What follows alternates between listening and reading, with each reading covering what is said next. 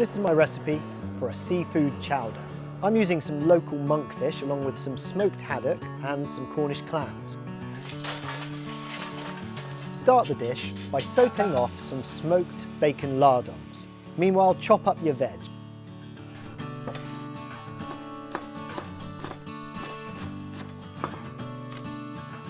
Add a few bay leaves, a good tablespoon of freshly chopped thyme.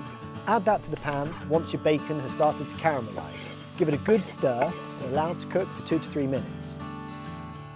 Pour in some IPA beer. Cook until soft. Add some fish stock, a really good pinch of saffron, some whole milk and lots of fresh parsley.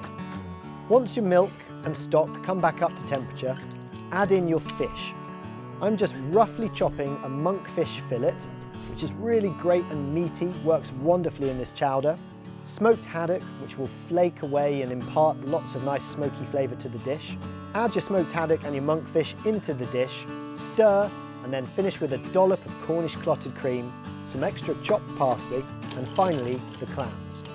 For a bit of extra fire flavour, I'm charring the sweet corn on the side of the barbecue.